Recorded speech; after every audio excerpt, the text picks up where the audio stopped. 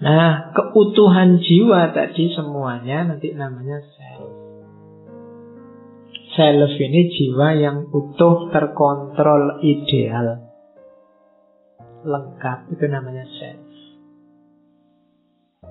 Kalau tadi bawah sadarmu terkontrol, kesadaranmu terkontrol, jiwamu akan utuh, lengkap. Kemudian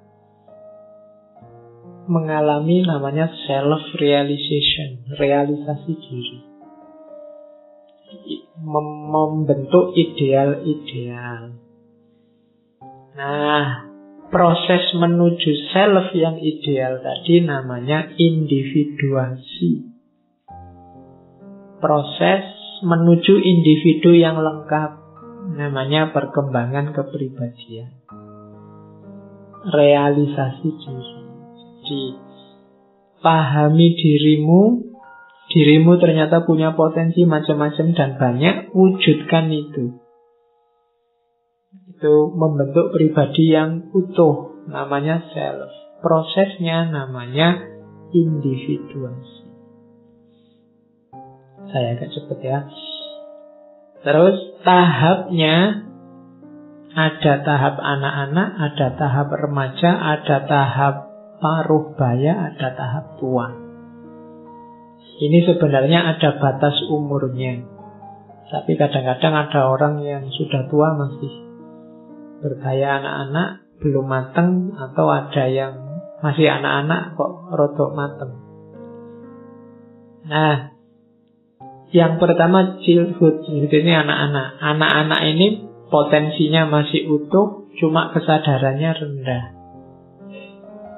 Biasanya kalau levelnya masih anak-anak, kepribadiannya diarahkan untuk hal-hal yang menjamin dia bisa hidup. Latihan survive, itu anak kecil, makan, seneng-seneng urusannya. Kalau pemuda, saya tidak tahu kalian masuk pemuda apa sudah tua. Kalau pemuda itu kesadarannya sudah penuh, cuma penghayatannya yang belum. Yang dilakukan masih adaptasi terhadap kehidupan sosial. Insting-insting dasar kehidupannya mulai utuh. Semangat, gairah, dan impulsif itu sama, bergairah. Mulai belajar untuk hidup yang sebenarnya, itu anak muda. Harusnya begitu. Saya tidak tahu apa ada anak muda yang tidak bergairah, tidak bersemangat, tidak impulsif. Tapi sebenarnya pasti begitu. Kok ada yang malas, Pak? Ya, itu bersemangat untuk malas berarti. Ya. Saya sedang semangat sekali, Pak, untuk malas. Ya wis, tidak apa-apa. Itu cirinya anak muda. Terus yang paruh baya, middle life, itu penuh kesadaran ya 35 sampai 40 lah. Makanya tadi saya tanya, jangan-jangan ada yang sudah 35 meskipun masih jomblo. Nah, dia sudah masuk paruh baya. Biasanya puncak-puncaknya ada di middle life ini. Cuma kalau itu grafik, middle life ini grafik yang setelah puncak terus turun. Sampai akhirnya berakhir di old age, tua. Jadi belajar filsafat itu paling mantap ada di middle life. Itu biasanya orang sudah kurang ekstrovert, ekstrovertnya sudah mulai berkurang, kebijaksanaan, kecerdasannya mulai utuh, kemudian mulai komitmen nilainya mulai dalam, kecenderungannya mulai filosofis, spiritual, itu mudah masuk. Ini orang-orang middle life. Kalau sudah tua, sudah tingkat kesadarannya turun. Meskipun kualitasnya mungkin masih puncak, tapi tingkat kesadarannya turun, fisiknya juga sudah turun. Ini tahap-tahap perkembangan kepribadian, prosesnya tidak bisa diulang. Maka manfaatkanlah tahap-tahap hidupmu secara maksimal dan optimal. Karena tidak bisa dibalik. Nah, menjadi pribadi yang utuh tadi ada kalanya progresi, ada kalanya progresi. Itu semakin baik, kamu semakin baik, semakin menguasai dirimu, semakin bagus. Ada kalanya regresi. Kalau regresi itu kamu ingin baik tapi terhalang. Ingin jadi orang bijaksana tapi terhalang. Itu nanti yang terjadi regresi. Mundur dulu sebentar. Biasanya cuma sebentar, tapi terus maju lagi, berkembang lagi. Jadi kepribadian itu berkembang terus. Orang itu semakin matang kepribadiannya. Kamu sadari atau tidak. Cuma ada yang berkembangnya cepat, ada yang berkembangnya lambat. Kenapa lambat? Banyak halangan.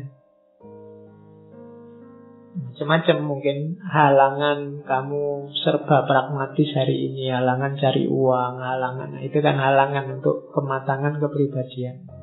Mungkin lingkunganmu nggak mendukung. Ingin bijaksana kayak filosof nih, yo koncone celelekan kabeh misalnya. Yo, kamu sudah dalil-dalil nyari quote yang bagus-bagus, cuma dicengengesi tok karo kancamu. Nah, itu kan kamu tidak jadi bijaksana akhirnya kan, kamu cuma diketawain tok. Begitu kamu ngomong quote filsafat, paling diketawain, alah mbok filsafat rek, mesti gitu. Kamu akhirnya regresi, nggak jadi progresi. Bisa. Sudah niat ingin jadi orang soleh, berangkat ke masjid, terus temanmu sweet, wah gitu terus. Akhirnya tidak jadi, regresi kembali. Kan bisa begitu. Tapi ada yang cepat, lingkungannya mendukung. Bisa begitu. Jadi ada perkembangan jiwa itu progresi dan regresi. Nah, ini ada ketika kamu gagal menguasai ketidaksadaran tadi, bisa lahir namanya psikopatologi, penyakit jiwa. Yang pertama namanya psikosis. Psikosis ini ketika orang tidak mampu menghadapi lingkungan sekitarnya. Jadi dia tidak bisa membaca realitas, tidak bisa nyambung dengan kenyataan. Itu nanti isinya misalnya delusi, halusinasi. Dia termasuk orang gila, itu orang dia wilayah sadarnya kalah. Hidupnya kayak orang berfantasi terus. Itu namanya psikosis. Kebalikannya psikosis itu neurosis. Kalau neurosis, dirinya yang kalah oleh lingkungan sekitarnya.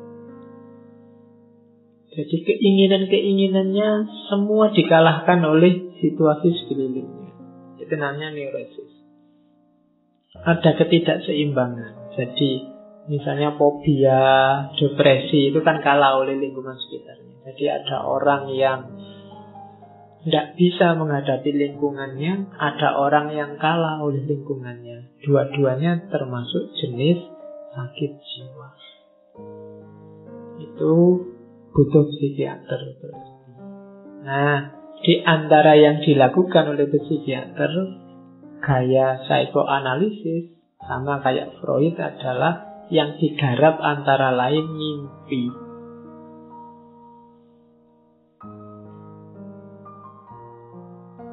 Jadi di mimpi itu, ini melanjutkan teorinya Freud, meskipun di beberapa bagian agak berbeda. Pahamilah, katanya dunia psikoanalisis, mimpi itu mengungkapkan sesuatu. Jadi mimpi itu tidak semata-mata iseng. Tidak ada mimpi yang iseng. Tidak ada maknanya. Setiap mimpi itu mengungkapkan bagian tertentu dari jiwamu. Biasanya yang tidak disadari.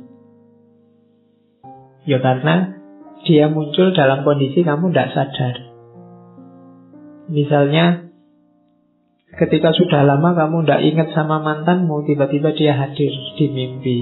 Itu dari bawah sadar dia muncul. Dia ada di koleksi bawah sadarmu, sekarang muncul. Tapi kalau kamu kangen nih, kamu ingat, biasanya malah tidak muncul. Kenapa? Dia muncul di kesadaran. Sudah kamu ingat, ya tidak muncul lagi.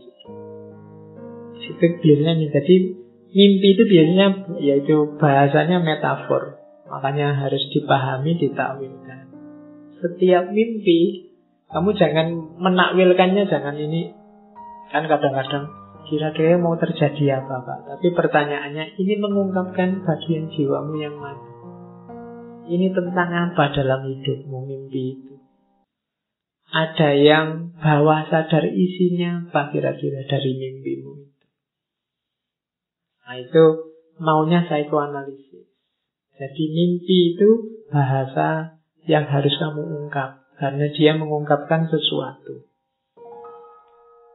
Fungsinya apa sih mimpi itu? Mimpi itu biasanya punya dua fungsi. Yang pertama fungsi kompensasi.